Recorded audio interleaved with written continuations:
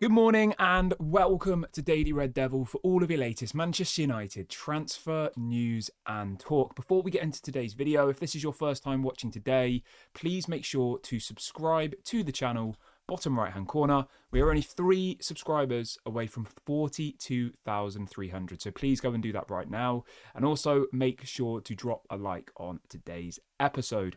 My question for today, I always like to start my shows off with a bit of interaction, get you, the community's thoughts. And the question is in relation to the striker situation. So let's do a little roundup of where we're at. Liam Delap is going to Chelsea, not coming to Manchester United. Sesko is in talks with Arsenal. Apparently he's their number 1 target. So I think he's probably written off. Hugo Ekitike is linked to Liverpool and Newcastle strongly and will probably go to one of those 2 teams. So who is left? Gyökeres, Osimhen, and maybe Jonathan David, but I think he's going to Napoli. So realistically, at the moment, it feels like the 2 main options are Gyökeres and Osimhen. Osimhen looks likely to go to Saudi, which only really now leaves Gyökeres. But the question I have for you this morning is this: who should Manchester United sign as the new striker this summer, knowing that Liam Delap's going to Chelsea, Sesko's probably going to Arsenal? Who would you go for? Because the options are now getting less and less and less. I mean, you could argue that the 2 best options are still left, Gyökeres and Osimhen. If anybody said to me, out of Osimhen, Gyökeres, Liam Delap, Jonathan David, and who was the other one? Can't remember. Whoever the other person was I said, I probably would have gone with Gyökeres or Osimhen. So in some ways, we've actually been left with the best 2 options.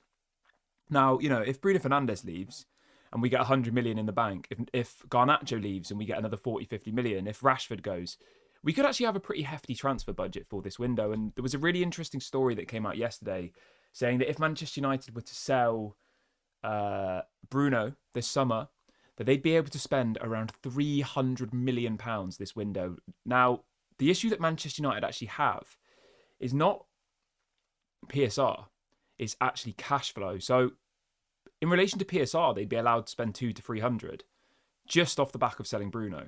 Because the reason for that is because Bruno Fernandes would be seen as 100% profit because his contract's already paid up. In relation to PSR, his book value is 0. We don't have anything left to pay. So if we were to sell him for 100 million and you split the transfers over a number of years, the transfer fees, you'd be able to spend 200 to 300 million. So that's how we'd be able to get someone like Gyökeres or someone like Osimhen. But I really want to know. I'm going to do a poll, actually. Let's do a poll. So anybody watching live can get involved in this. So the question is going to be this: who should United sign as new striker? So we are going to go Gyökeres. Is there any other options? I know some people are saying, what about Brian and Buemo? We'll stick him in as an option as well. We'll do Osimhen. Hopefully I'm spelling these people's names right. Buemo. There we go. All right. I think those are realistically the 3 people that we could go for. So you've got Gyökeres, you've got Victor Osimhen, or you've got Brian and Buemo. I want to know who we should go for. Liam Delap's not coming. Jonathan David's going to Napoli. Sesko's apparently going to Arsenal. So yeah, that's the situation. And I want to get your guys' thoughts. Obviously, if you're watching this back on repeat, you won't be able to get involved in the poll. The poll is only available for live viewers. We're live every morning if you do want to join us for the next one. But yeah, so that's the latest on that one. I do want to get you guys' thoughts. Who should we go for as the new striker? Let me know in the comment section or get involved in the poll. Let's move over to Bruno Fernandes. So the story this morning, you know what? It does feel like Bruno Fernandes to Saudi is actually starting to become a reality. So the story this morning is that apparently Bruno Fernandes is in negotiations with Saudi. We know this. And that apparently he is demanding more money. And the story this morning says that Al Hilal are now becoming increasingly frustrated surrounding the Bruno Fernandes deal. He has shown signs that he is now ready to join, but obstacles remain and no formal answer has been given yet. He says the Club World Cup is 2 weeks away and they want to appoint a new manager at the beginning of June and submit the final list of players by June the 10th. So realistically, him and his agent, Bruno Fernandes, have not said no. They're effectively just trying to get more money, which makes me think that realistically he is going to leave. If if he didn't want to go, he would have just said no from the off, right? He would have said, I don't want to do it. I'm not, I'm not joining. Goodbye. But that's not what's been said. He clearly wants to join. Sorry, he clearly is interested in joining Saudi for the right amount of money. If the right amount of money is put forward, I think he'll go. It's just whether Manchester United will then agree to sell him. How does everyone feel about this? I mean, we did a poll on the stream yesterday, and I think 84% of people wanted Bruno Fernandes to leave, which is crazy, right? 84% of people watching our videos wanted Bruno Fernandes to leave, which is, I mean, I say it's crazy. It's not really surprising. He's the captain of a team who finished nearly in the relegation zone. He hasn't really won much since he's been at Manchester United, if you think about it. He's won an FA Cup and a League Cup, and I think that's it in 5 years. Never challenged for the title. Got to a European final and lost. He's not actually been that successful. And I saw a really crazy thing yesterday that João Neves at PSG is, I think, 19 years of age. And he's already won more than Bruno Fernandes has in his career. And Bruno's 31 in like a month. I mean, that's mad, isn't it? And do you know what's even more frustrating, right? I know this I'm going a little bit off topic here. But the fact that we signed Manuel Ugarte, which then allowed João Neves to join PSG. I mean, that's frustrating, isn't it? But anyway, nothing we can do about that. So yeah, it looks like Bruno Fernandes is open to joining Saudi. At the moment, it seems like he just wants to get as much money as possible. I mean, you can't really blame him. The amount of money that's being talked about is generational wealth. It's hundreds and hundreds of millions of pounds that he will earn tax-free over, a certain amount of time. So, yeah, it's exciting, I guess. Yeah, I don't know. I don't know what to think about it all. I think it is probably the right decision. Realistically, I don't think there's really that much argument for him to stay. There's some people saying, oh, we'll be relegated if we let him go. I don't really buy into that. I think that's maybe a little bit dramatic. Because the thing is, right, a lot of people have said, which I do agree with, that one of the things, or one of the questions is, will our play change if Bruno Fernandes leaves? At the moment, we give the ball away so much. We're not protective of the ball. And will that change if Bruno Fernandes was to leave? Maybe. So, yeah, I don't know. But anyway, you can let me know your thoughts on Bruno Fernandes. It looks like he is asking for more money. And it looks like Saudi are probably going to give it to him. So, yeah, we'll see how that one progresses.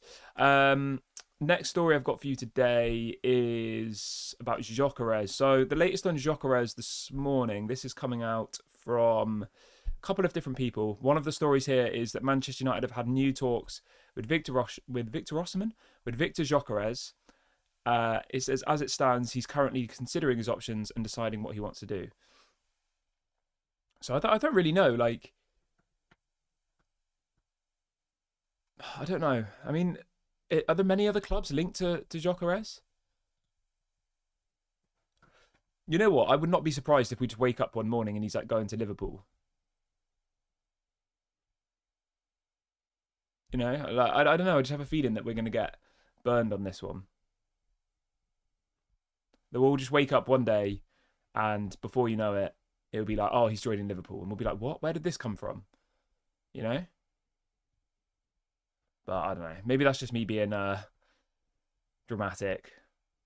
But the transfer window has opened today, remember, people. So if anybody's unaware, the transfer window is open today and will close again on June the 10th. Very, very strange. It's because of the Club World Cup. Obviously, teams want to sign players ahead of the Club World Cup. So the transfer window has opened today. It will close again in 9 days, and then it reopens again on the 16th of June until the 1st of September. To be honest, I'm not expecting Manchester United to sign anybody this week. And the reason for that is because we're still from an accounting perspective, we're still in the previous calendar year. So they're going to wait until the new financial year begins. I think it begins on July the 1st. This is for football. I think it's different, obviously, for normal businesses. Normal businesses is like April to April, but From a PSR perspective, apparently, yeah, July the 1st is when the new like accounting period begins. So yeah, from what I'm seeing and what I'm hearing, Man United probably won't sign anybody until that date because obviously they want to make sure they stay within PSR. And realistically as well, they probably don't want to have to pay someone's wages whilst they're on holiday. We've heard this many times before where Manchester United in the past have not been willing to sign players early on in the window because they don't want to give them any wages whilst they're on holiday, which seems stupid to me because we're going to miss out on our top targets. You know, we've already missed out on Frimpong. We've missed out on Liam Delap. There's probably some others I've forgotten about, but a few of the players that we've been heavily linked to have now joined other clubs. And, for example, Matheus Cunha is apparently not going to sign until the 1st of July, which I think is a massive risk for me personally because, you know, what's to say somebody else doesn't just say, you know what, actually, we want to go for Matheus Cunha now, you know? That is a possibility. So, I don't know if concerned is the right word, but it's definitely something that we need to consider because imagine if Matheus Cunha now goes and joins somebody else. That is a strong possibility, isn't it? Apparently the deal's done, but until they've signed the contract and until until they've walked through the door, we'll have to see. Let's see what. But yeah, I mean, if you look at Liverpool, they've already signed Jeremy Frimpong. If you look at Trent Alexander-Arnold, who has already gone to Real Madrid. Like, deals are happening now, and Manchester United have always historically waited until later on in the window to do deals. Why? Because they don't want to pay wages. It's as simple as that. Let's see what else we've got here.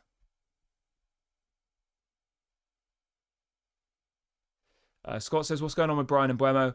I mean, he's heavily linked to Newcastle, mate, Bryan Mbeumo. So, yeah, I don't think Bryan Mbeumo is going to come, personally. We'll obviously see, though. We'll see. Bryan Mbeumo would be a solid option, but I mean, how much is he going to cost?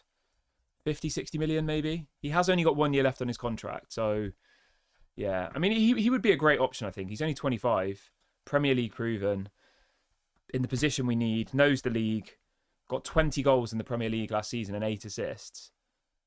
I would be happy with Mbeumo. I'd be happy with Gyökeres, and I'd be happy with Osimhen. I'd be happy with either of those three players. If I had to pick in order, I'd probably go... I mean, it all depends on money, doesn't it? But let's just say, for argument's sake, that all three players are worth the same amount of money, right? Is that fair? Let's say that they're all worth 60 million, okay? I'd probably go Gyökeres 1, Osimhen 2, and Mbeumo 3, probably. But then arguably, Bryan Mbeumo's wages would probably be the cheapest of the three.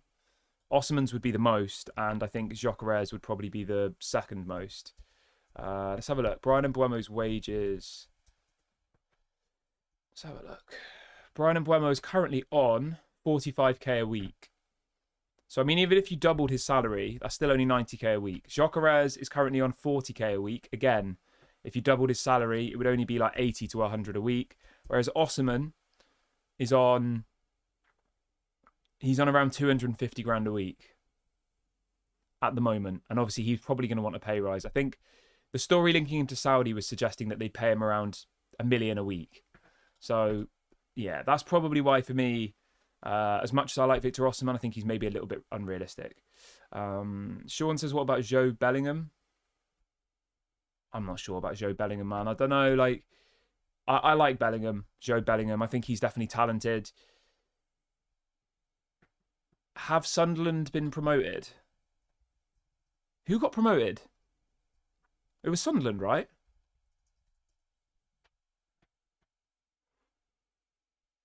Yeah, Sunderland have been promoted to the Premier League, so maybe he'll stay at Sunderland. I don't know. Maybe he'll end up at Dortmund. Maybe he'll end up in the Bundesliga, you know, following the footsteps of his brother. So, yeah, I don't know about that one. But moving on from that, let's talk about Pedro Gonçalves. More and more reports this morning suggesting Manchester United are looking at Pedro Gonçalves from Sporting Lisbon. I don't know. I think there's a risk here, right, of making the same mistakes we did under Erik ten Hag, where we just end up signing all of the players that used to play for the manager, right? And I thought we were kind of past those days. Pedro Gonçalves, I mean, it doesn't excite me massively, realistically. Transfer fee wise, you know, we're talking like around 40, 50 million. I just don't think he's worth it. You know, if someone said to me, you sell Garnacho at the age of 20 for like 40, 50 million, and your replacement is Pedro Gonçalves, who is 6 years older and got 4 goals in the Portuguese league, like, it's a no from me. I don't know what you guys think. Yeah, I wouldn't go for him personally. I personally wouldn't, but I'd be interested to see what you guys think. There is a story this morning saying that Man United are going to consider putting in a bid for him as potentially like another attacking option. But yeah, for me, it's probably a no. Yeah, it's probably a no. But let me know what you guys think. Maybe you disagree. A couple of people in the chat are talking about Ryan Cherky. Apparently, he's going to Man City, mate. Apparently, Ryan Cherky is off to Man City. So that's another player we've missed out on. I think my signal's dropping a little bit. So I might wrap the video up here, guys. My signal is going. I can see I've got a little warning message. But thank you very much for watching. I will be back tomorrow morning. I usually have an Ethernet cable plugged in, but I forgot to put it back in. Right. Have an amazing Sunday, everybody. Please make sure to drop a like, leave a comment, subscribe. I will be back tomorrow. Hopefully with some good news. Hopefully with some news on signings. I'll speak to you all then. Bye for now.